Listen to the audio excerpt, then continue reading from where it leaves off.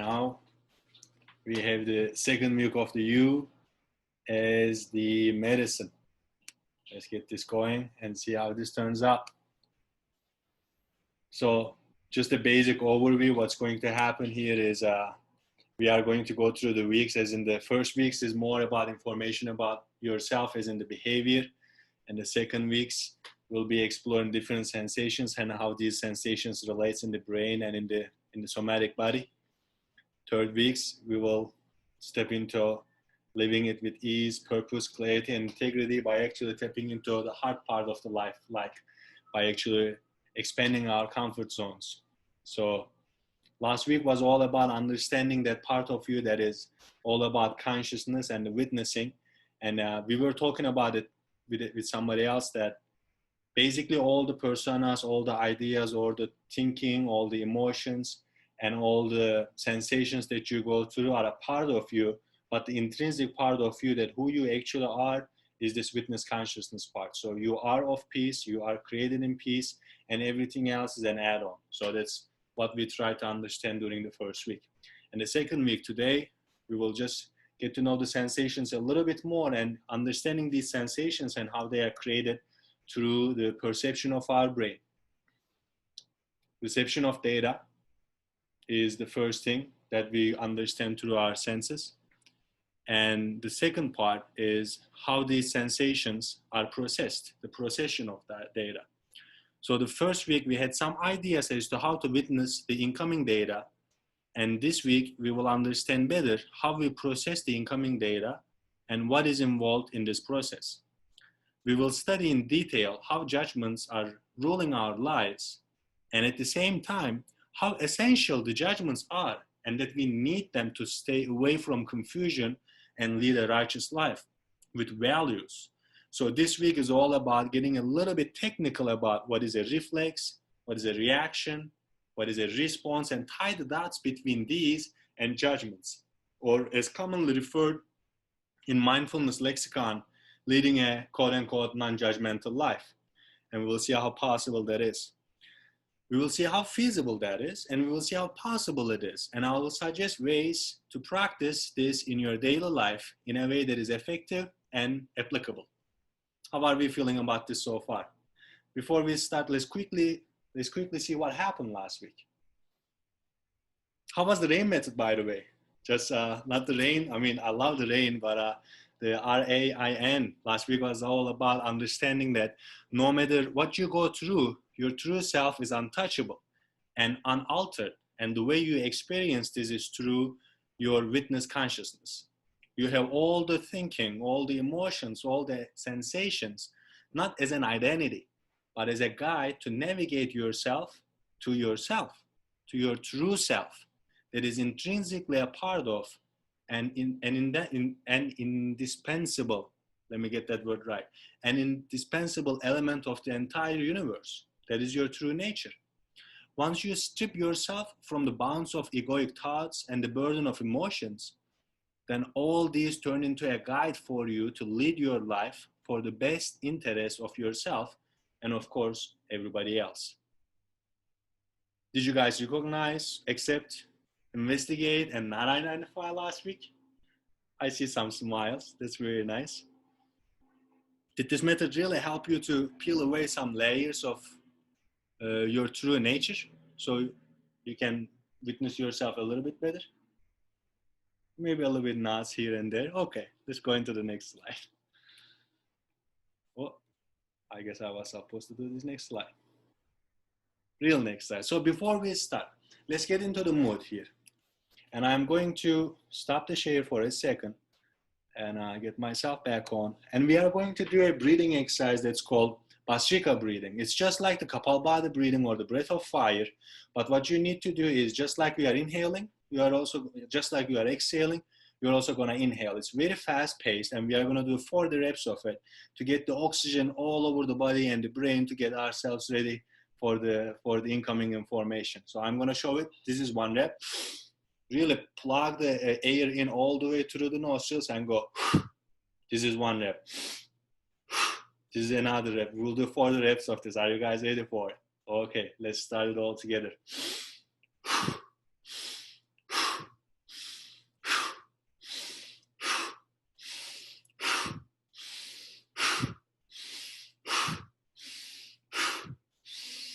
Really send the air down.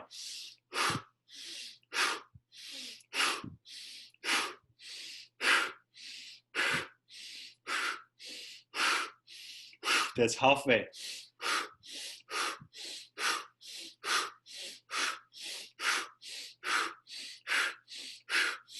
Just 10 more.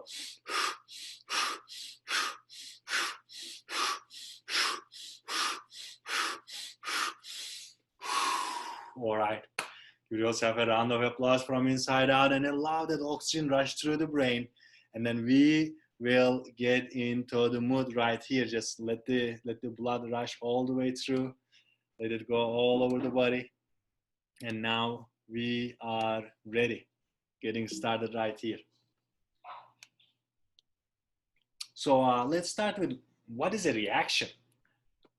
Like we know all these reactions from Facebook, but I do like the fact that they are like set icons. So it's like something that is not novel. Like a response might just be a novel, but a reaction is something that had already been there. A reaction is an action by definition that is survival oriented, and it stems from a defense mechanism that has been put in place not by instinct like a reflex, but by the conditioning of the environment. By definition, a reaction is typically quick, without much thought, tense, and aggressive.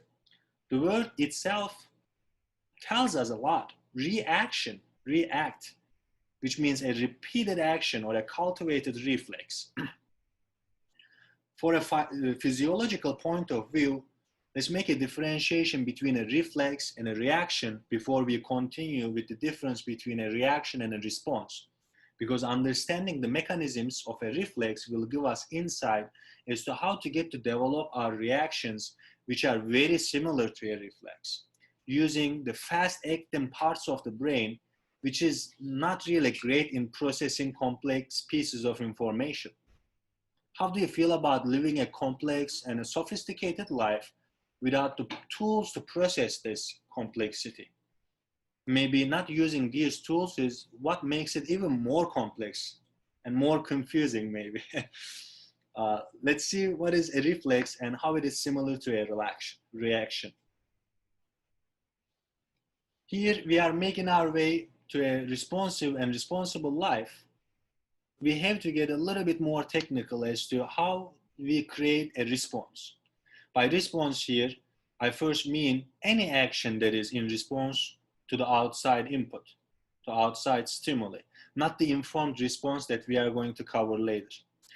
In the case of our man here on the left, holding his hand up to the fire, the second the sensory nerves receive the heat, the message goes to the spinal cord, not the brain yet, just the spinal cord, and the heat perceived is enough to create an action potential. The rest of the information does not need to be processed all the way up to the brain to move the hand. The first heat signal is enough to move the hand. It's hot enough. If we were to respond to this by our cognitive brain rather than the reflex, it would be something like not only the heat signal, but also the image and the flames all would have to go through the spinal cord up to the brain, to the frontal cortex, to be traveled all the way out around the brain. And this has to be processed with the visual input and has to be correlated, the heat and the vision. And then it would have to tap into the recall center that the flame is hot and not good for the body. And then this would send down a signal for the motor function to move the hand away because it's dangerous. Wow, but by this time your hand is already blistering. You can easily relate to this, remembering any moment of reflex in which you moved, and after you moved, you cognitively realized what happened. This is us running on our reflexes without the brain. But when it comes to the brain, there is so much to it, and we will detail it furthermore when looking at the differences between a reaction and an informed response. Now consider the second figure on the right. In the case of a reaction, you can see the blue dots, the blue arrows going up and down the brain. The stimuli or the input is received by the primitive part of the brain, And by primitive, I also mean the most essential parts of the brain. Here you see in the middle, in the pinkish color, the hippocampus. And right in front of it, there's another little structure that's called the amygdala. And no wonder the amygdala is depicted as red, because it is, let's say, the fire alarm of the brain. In case of a reaction, the stimuli is received. Let's say something you hear from the auditory nerves, it is first processed by the hippocampus and the amygdala. And they create a response without the integration of the input with the entire brain, especially the frontal lobes. The blue part, which is the prefrontal cortex, which is responsible for creating the image of who you think you are, is cut off. That's why I have put scissors right there. This is exactly why this code makes so much sense. Your surprises might, or your reactions might surprise yourself. It is very relevant because what you did not involve the parts of your brain as to who you think you are. Does acting without your own self and the values not sound dangerous to you guys? But this is just what we do at a habitual basis. Before we dive too deep into the reaction and response, let's really simplify the brain to have a better understanding of the next chapter. We have the information coming in from the outside through the senses. Sight, vision, hear, all of that, touch. This is raw information and it does not have any meaning until we assign a meaning to it. Remember last week, I mentioned that the mind is not a device to make you see things as they are, but to make you see things in a way you can relate to them or understand them. This is what it means.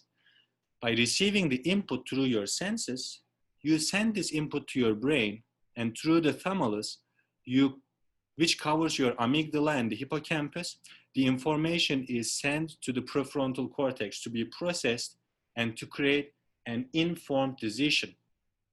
But in case of the other parts of the code, which says you make sense of the world according to your conditioning, it relates to the overtaking of the amygdala.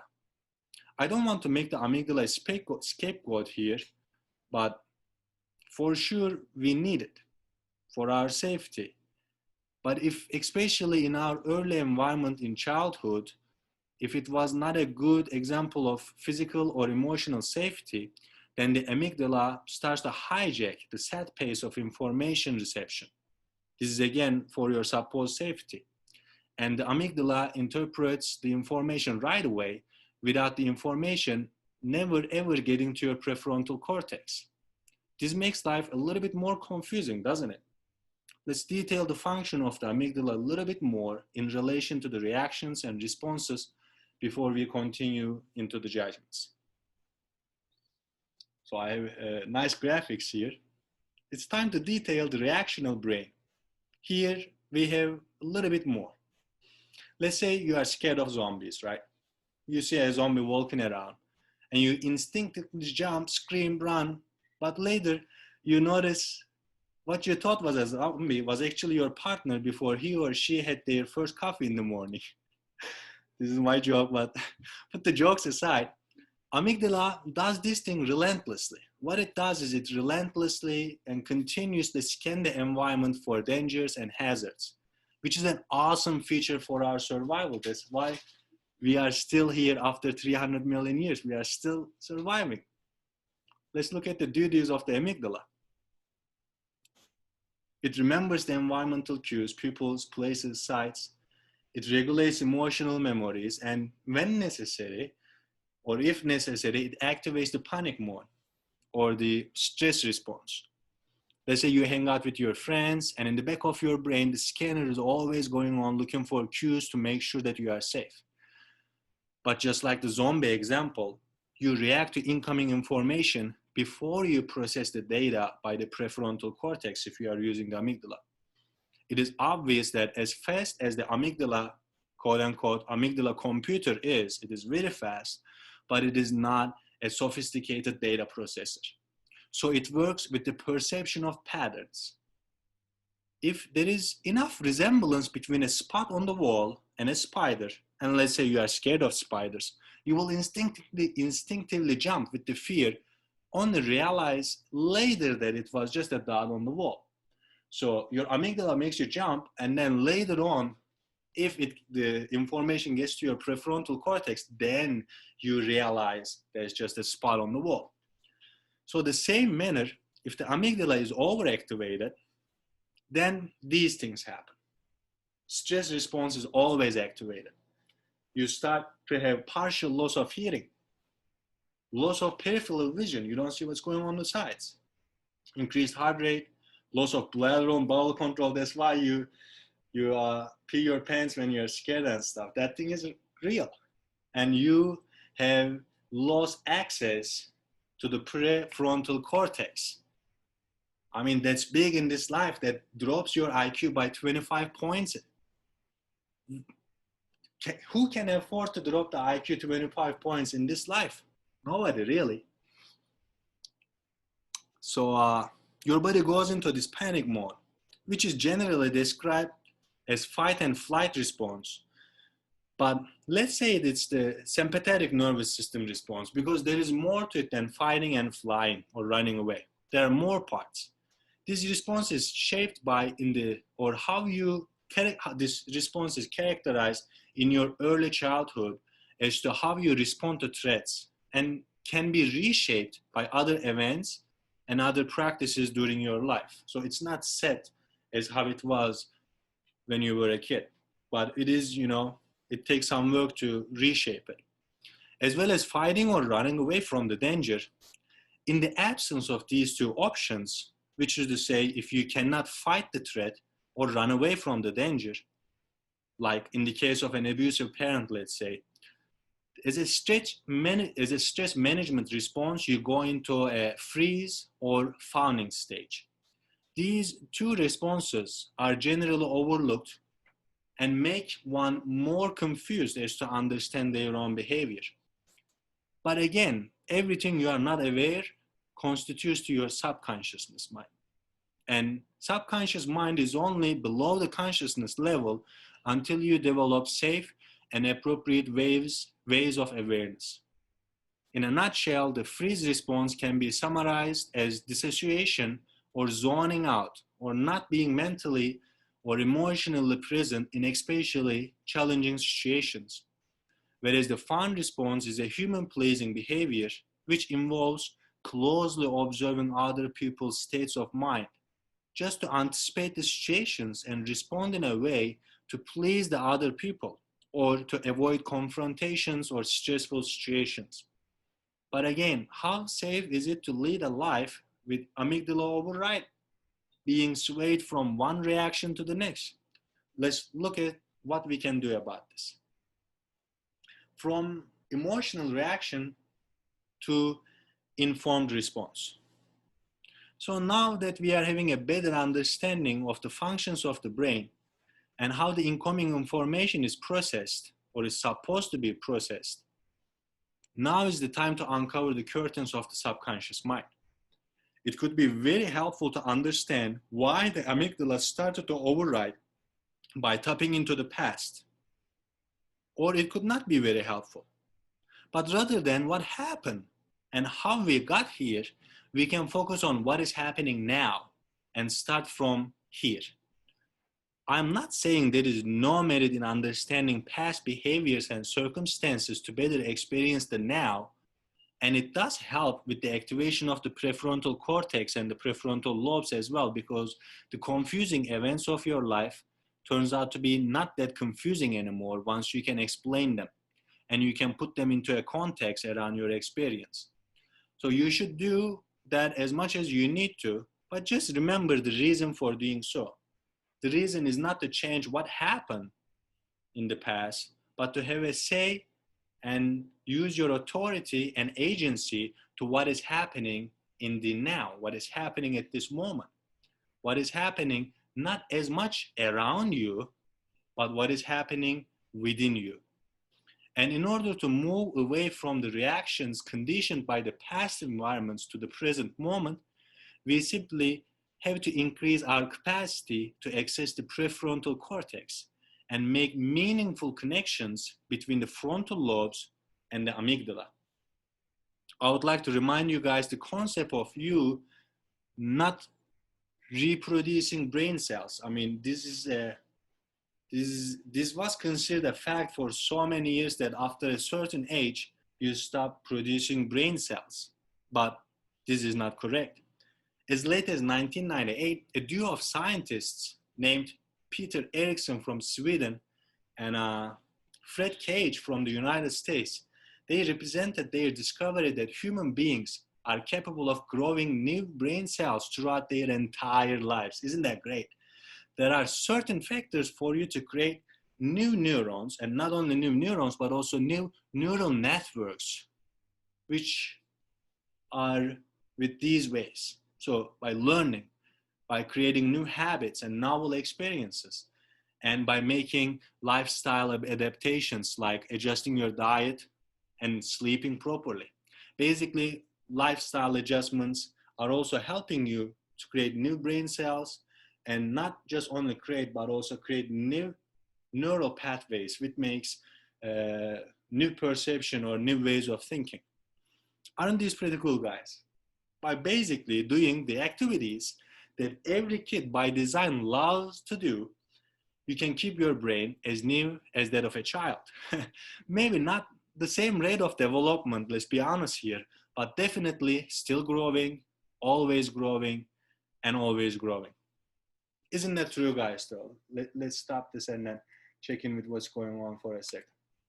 Like, if you keep living a life always telling yourself that, oh, I am too old for this, oh, I can't do that, like this, my time has passed, you know what's going to happen? What you tell yourself is going to happen. Like, you will believe what you are saying. You will be too old to learn something new. It will be too late to start something else, because everything you say, everything you look, everything you take in is another conditioning for your own brain. So if you think you are too old, then guess what? You are right. You are too old. But if you start to think that rather than I am too old for it, like, how can I do this? Or like, if you keep asking questions to your brain rather than giving age-old statements, then you will keep the brain functioning in a way that is actually going to serve you, rather than keep the vicious cycle prophecy that doesn't help anybody else, really. So let's keep the brain active, and I still have more to go here. Let's share some studies, no?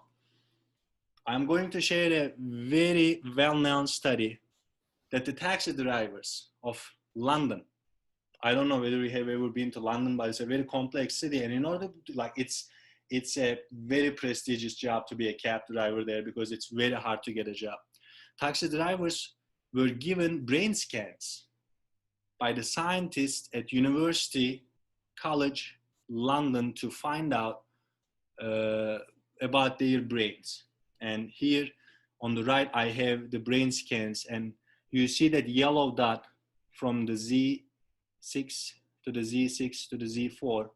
You can notice the yellow dot increasing a little bit more on the right side of their brain. So the hippocampus, they compared their size of the hippocampus with the other people, and they also compared the size of the hippocampus with before and after they qualified to be a cab driver. This part of the brain, as well as with other functions, is associated with navigation and memory recollection.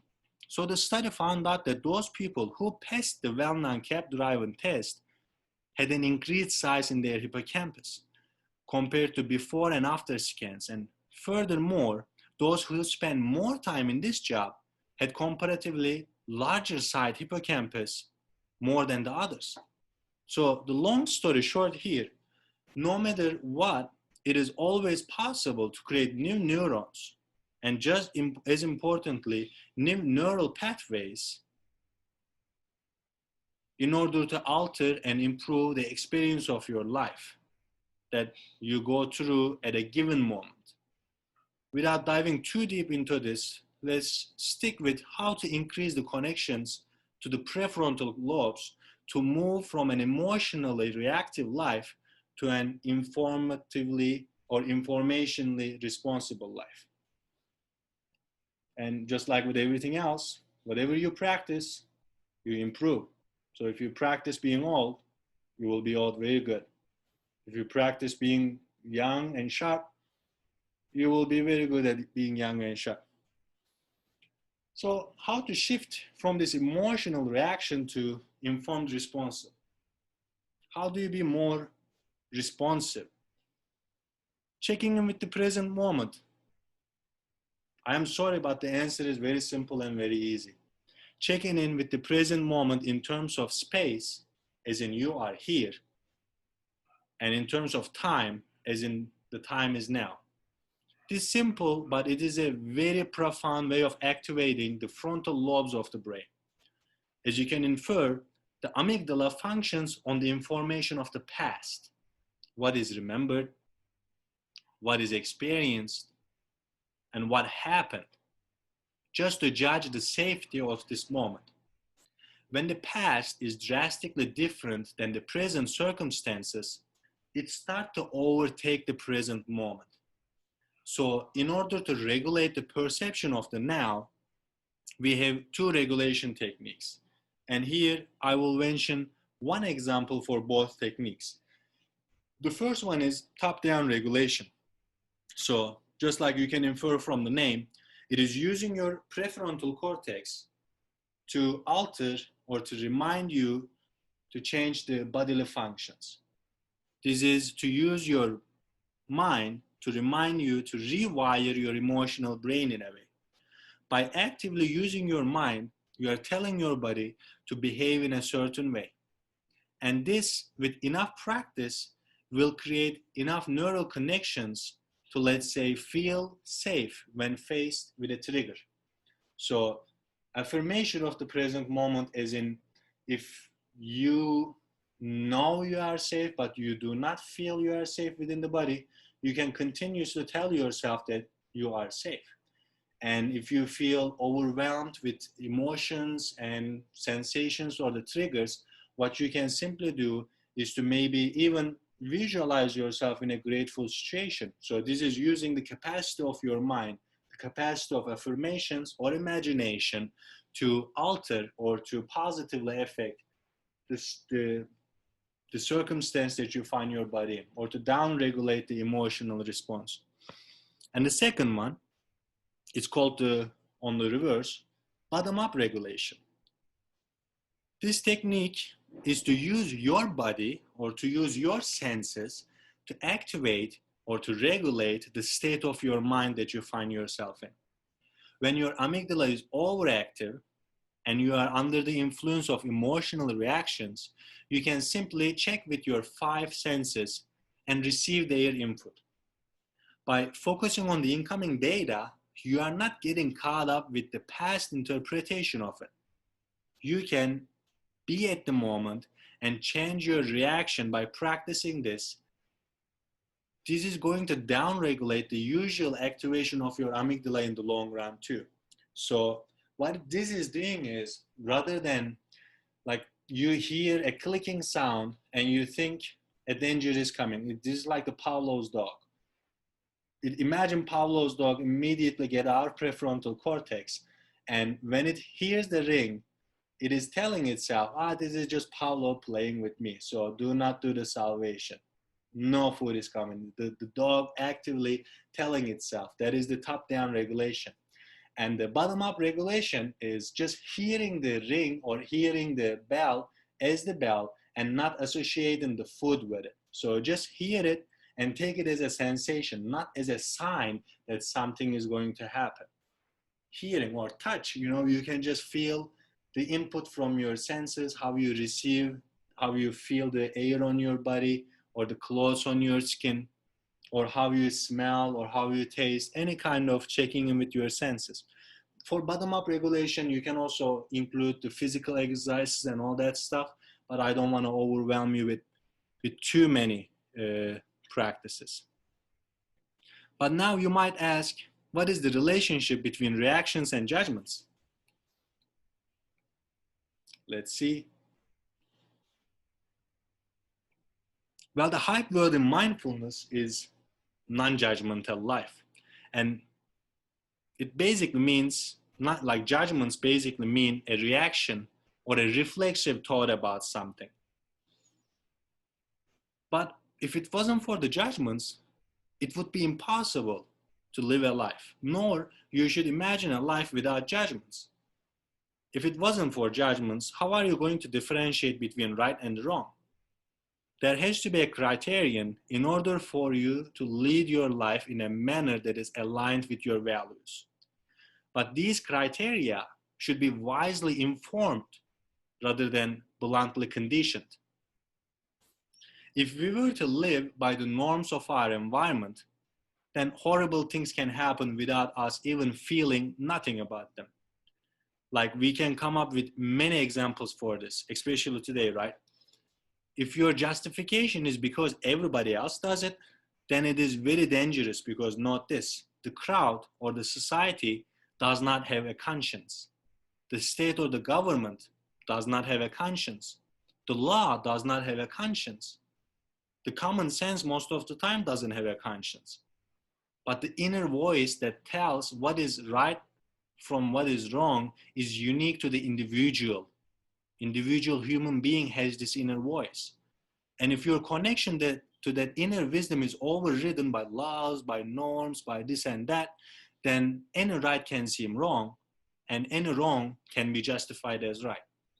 So it is crucial to be able to have that inner wisdom and have the right judgments, but our judgments should be informed by our true nature, not by the conditions of the past or the conditions of the normal. Let's go over the definition of what is a judgment. The ability to make considerate decisions and to come to sensible conclusions.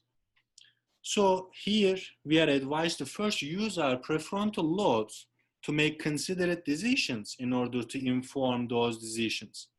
And in order to inform this, we need sensible conclusions. A quick question: how do you arrive at sensible conclusions? You use your senses. And back to the regulation of the amygdala, remember, it's one way to check in with your sensual input to bring yourself to the present moment. Here, the answers are within the words, only if we took the words with their own meaning in the right way. Let's take a moment and celebrate judgments and the ability to make considered decisions and to come to sensible conclusions rather than living a reflexive life or a reactive life. Are you guys ready to do this? I have to mention one thing here though, because we live in a society which includes people from all walks of life. We for sure need the entire spectrum of emotional, not reactions, but responses. Watch the word here, not reaction, response. Because you can be all Zen inside, all Buddha-like, but some situations might need you to behave in a way only to be received in the appropriate manner. Let's check out the next slide for a second. This is a great meme that I found, and I'm pretty sure you guys have all seen it maybe. So here's a great example that everybody can relate to, I think. Do we have to be Zen all the time, not have any emotions whatsoever? Like, for example, can you not be mad? Of course you can be mad. But if you are acting out of your madness as an emotion, then I advise you to use a little bit more caution. But if you are showing madness, or if you are showing anger, or if you're showing any emotion, because that is the only way that the other party will get the message, then it's an informed madness rather than the emotional roller coaster. Because let's be honest here, most of the time you are mad or angry, it's because, let's say, you feel not seen or not acknowledged rightly. But whereas if you were to be seen, that anger goes back to its root cause or to its secondary cause, which can be sadness. You are sad, that is being overseen, so you get mad. So let's go and deal with sadness. Why are you sad? And it's generally because you have an unmet need, and maybe you couldn't communicate, or maybe a need was not received or met. Without diving too deep into these emotions, by the way, guys, we have the upcoming weeks to get into all these fear and emotions, to get into the challenging topics. Are you guys ready for it? I see some nods. Well, let's see how it goes. Let's understand that you have the right to go through all the emotions that you are going through. Just understand it is, or these emotional layers are like an onion. There are peels under peels under peels, and you have to acknowledge every peel, but honestly, you just want to get to the root. But to put this a little differently, you generally don't regret your responses, whereas you regret your reactions. There is some remorse involved. Regret, in a way, means to consider something in the past or miss the opportunity to consider something before you act.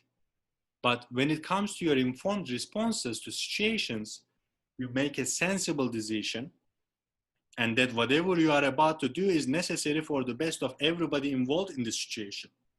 So let's honor every sensation and emotion and further cherish the opportunity to let the reactive self aside and move forward with our best image possible. How does this all sound so far? By the way, talking about all the best image and all the best self, are you guys ready to put this into some kind of practice? I can load you up with lots and lots of information, and the more information is not always the merrier. Sometimes information is just a burden without proper use. You can put books on your backpack and walk all around, but does it help you to be more educated if you are not reading? I mean, even reading can be just putting the book in your mind, but you have to integrate that information. So come back next week if you want more information, and let's dive into a little bit more practice for this week. Let's check in with you guys for a second.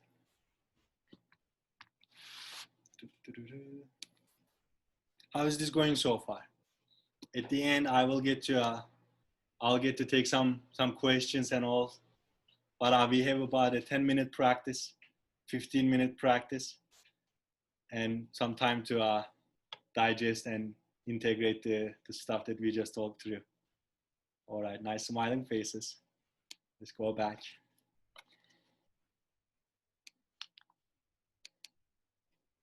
Settle down and get comfortable, please.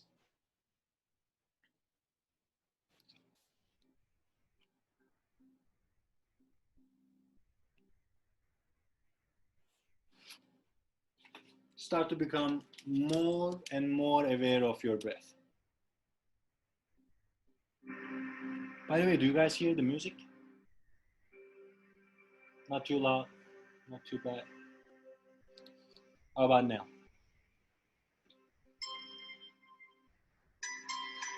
A little bit of music, do you hear? Okay, and do you hear my voice fine? Awesome. All right.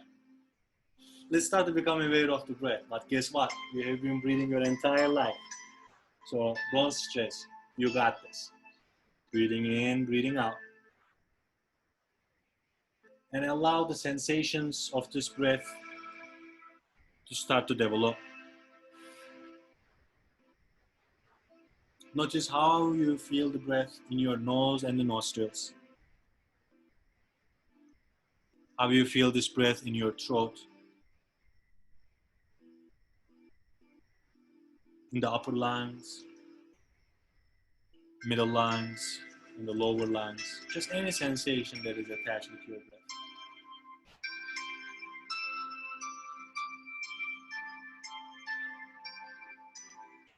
Allow your body to release and relax a little bit more with each and every exhale. And let's check with the sensations. If your eyes closed, start to recall the visuals that you remember around the room. Any colors, any textures, any shapes, any objects. Start to become aware of your hearing. You don't even have to understand or try to understand cognitively what I am saying. Just bring your awareness to the vibrations in your eardrum. And understanding will be a natural result of your listening. Allow the sounds to be felt right at your eardrum. Now noticing any taste, maybe checking in with your taste buds.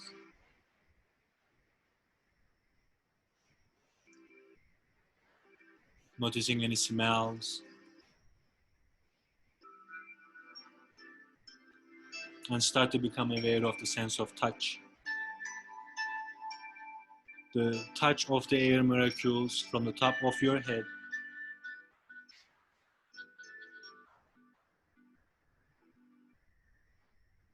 the face and the neck and the ears, just feeling the air all around you.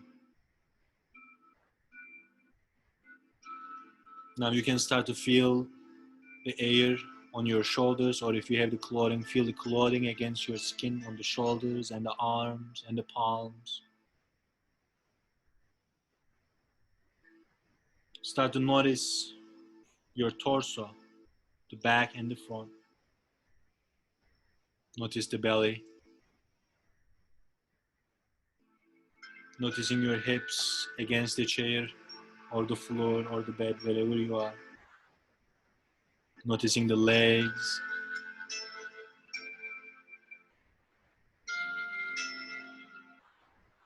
Noticing the feet.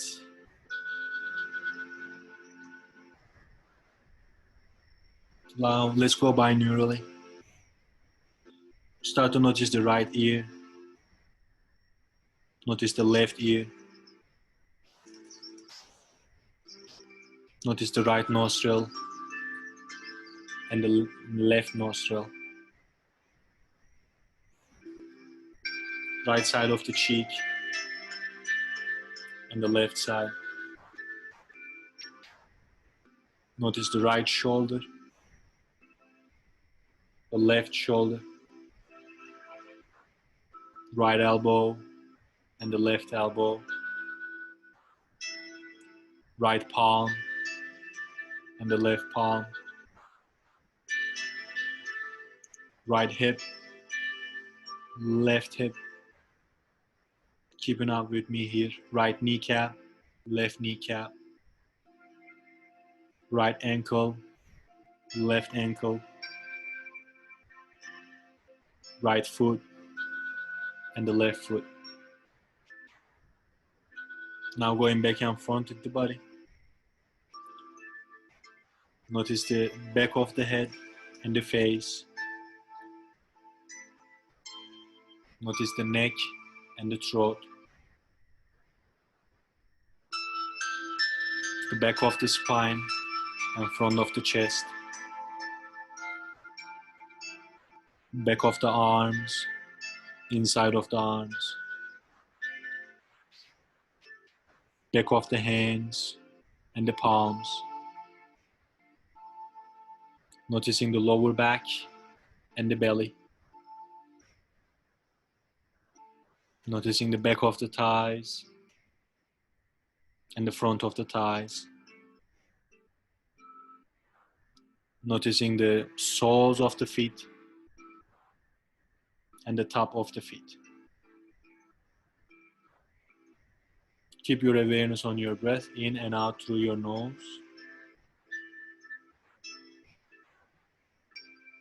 Now notice the subtle warmth of your exhales and the subtle coolness of the inhales. Inhaling the cool, exhaling the warmth, and allow this sensation to develop at your nostrils.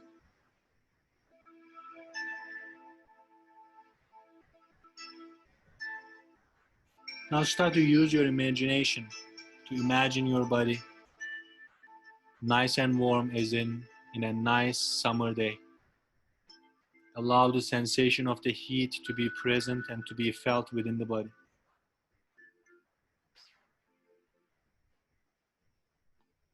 Now on the opposite, allow the heat sensation to melt away and allow your body to feel cold, like you are standing outside in the middle of a winter day.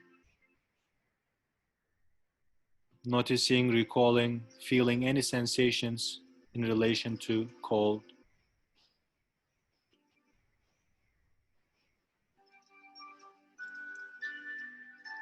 Allowing this sensation to drain away, melt away. And notice the moving parts of your body. Noticing the breath, the circulation, moving sensations, anything that is in motion within your body. Maybe the thoughts. Notice the velocity.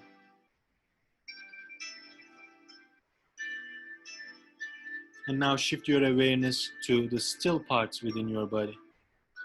Resting skin, resting muscles, and anything that you can relate within your body as still. Can be a still and calm mind, still and resting. And allow this sensation to melt away as well. The next one, allow your body to feel heaviness, as if gravity is increasing its grasp on you. Allow your body to feel twice as heavy,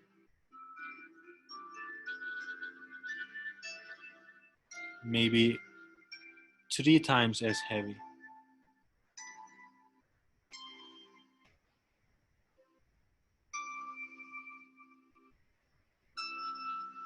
Now lifting this weight away from your body, now allow your body to interact with lightness, as if gravity is losing its grasp on you. Allow your body to feel twice as light, like gravity is letting you go. Maybe 3 times, 4 times, or up to 6 times, like you are on the moon, or like you are in the space, no gravity for a moment.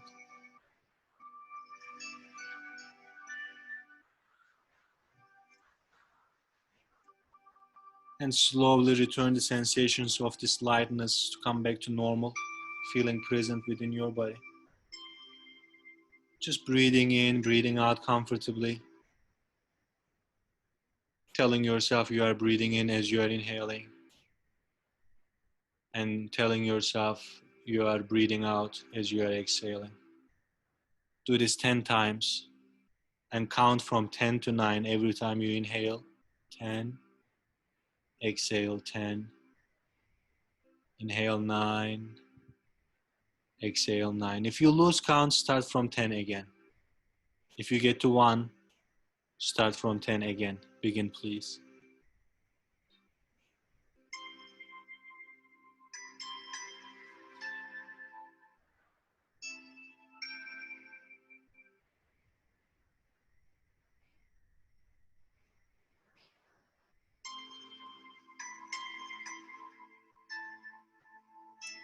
Now, wherever you are at the count, let go of the count as well. Continue breathing effortlessly, calmly. And unleash your visualization for a second. Just imagine snow-capped mountains. Imagine a vast, expansive desert. Imagine in the back of your mind a mustard seed, snowflakes, sparkling stars in the dark night, smoke rising from a chimney, smell of your favorite soup, an old person, a baby chuckling, stars under a dark night, flickering stars, a full moon,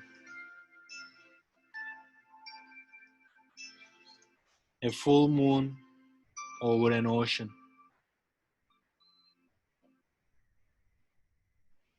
Imagine yourself on a beach. On one side there is the ocean, and on the other side there is the forest. Imagine yourself taking a walk on the sand. Not too hot, just warm.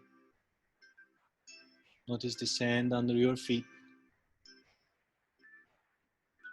Noticing the wind, maybe a little rough, and the waves crashing on your side.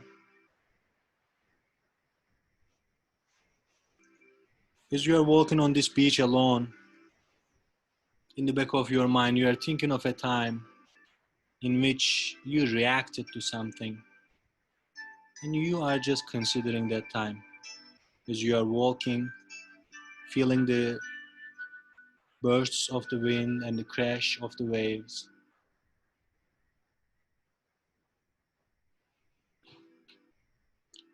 Taking in the imagery, the colors of the green trees and the blueness of the ocean as you are taking this walk with yourself.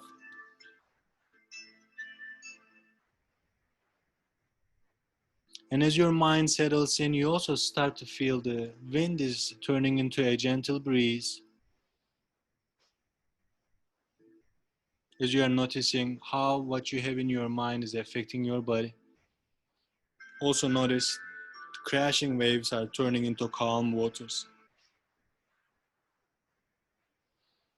And as you are walking from a distance, you see somebody else walking towards you. This somehow feels familiar. You feel comfortable. You feel the breeze on your skin ever so gently, and the calm water of the ocean, nice and soothing. As you take one step towards this person, it takes two steps towards you with confidence, with gentle smile.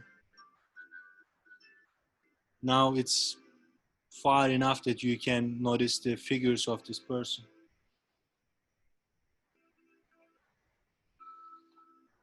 As you are getting closer, you notice that this person is your best self. You take one step and they take two towards you.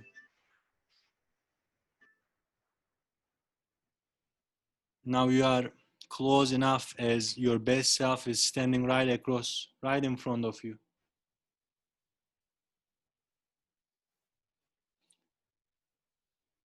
Notice how your best self stands.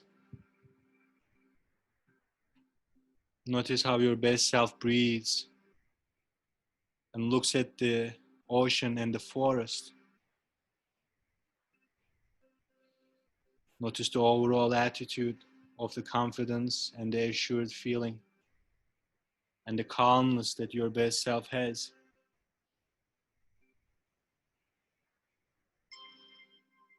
And start to keep walking in the same direction that your best self came from.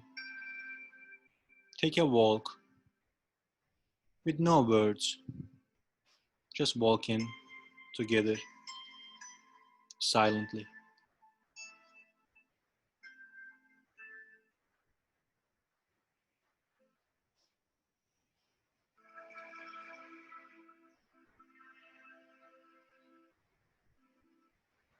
As you are walking together, you notice that your best self has always been here with you, and it's always advising you quietly, silently, with no need for persuasion or proving a point.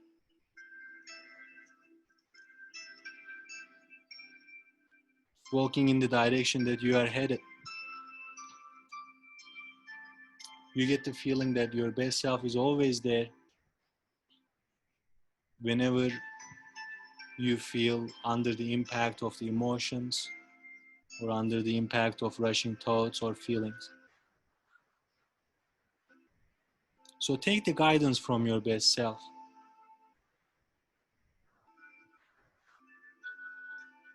and make an intention that you will consult your best self in the time of a reaction next time you find yourself in a situation like that.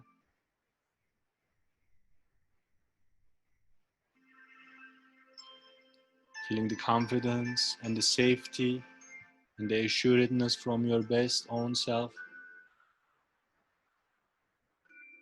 You understand that it's time to leave this beautiful beach for the time being.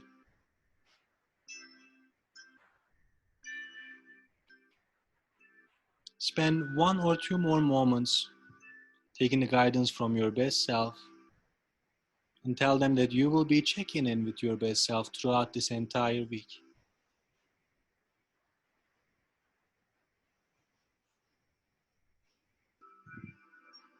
Allowing your body to breathe in and out ever more comfortably, a little bit more smoothly.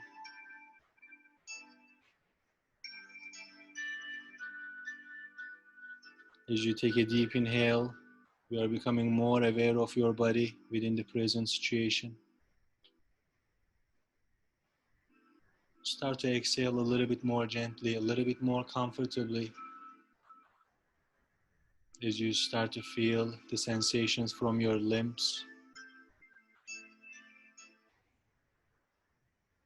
Start to bring your awareness to the room that you are inside. Recall and remember any visuals, any colors, any shapes.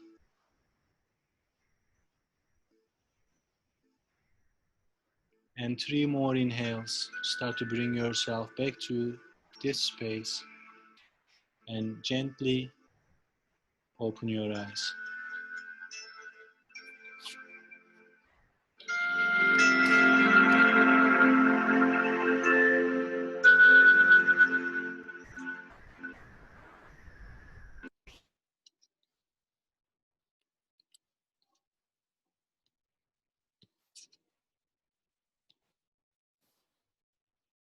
Welcome back, you guys. So before I take your questions, let's quickly see what's going on in the next week, and I give you the assignment or the things to consider for the upcoming times. So in the week 3, we are going to be stretching the comfort zone and noticing the sensations that you receive from challenging times. As in, the main theme will be compassion, and our main practice will be a metta meditation. Are you guys excited for this? Let's see. And I did practice a self-practice for you guys. Now that you know and you have taken a walk with your best self, in the times of a reaction for the next week, it can be depending on your awareness level or the comfort level of or the intensity of the situation. Consult your best self, ideally before or during, or it could even be after a reaction. So if you react, or if you feel like you are going to reacting, just notice this walk that you have just taken with your best self, and then ask their guidance as what they would be doing, rather than bursting into the moment with your experience. And if you did burst into a moment, no problem, no shame, no harm. Just reflect back on this and then ask your best self's opinion. And to make this a community, I created a Facebook group that's called facebook.com/groups/you as the medicine. And if you add me or if you send me an email, I can also send the invite for this group to you guys. And the goal of this group, because it's just so new and there is nothing on it yet, but if you feel like sharing your experience after these practices, like last week after practicing the rain method, or this week after you consult with your best self, just jump in there, maybe write something, maybe go on live and share your experience and reflect on it. That's it. From the inside of my heart, I'm giving you a round of applause. Well done, everybody. But just give it a moment as to what you have retrieved from the information. Just to recall it, and you can drop it in the chat box. I'm gonna say right here. Just 1 or 2 things that stuck with you from this presentation, because it's nice to tap back in, and what you remember will be different than what somebody else will remember. So it's also like a nice service for everybody. And if you have any questions in the meanwhile, I can take it.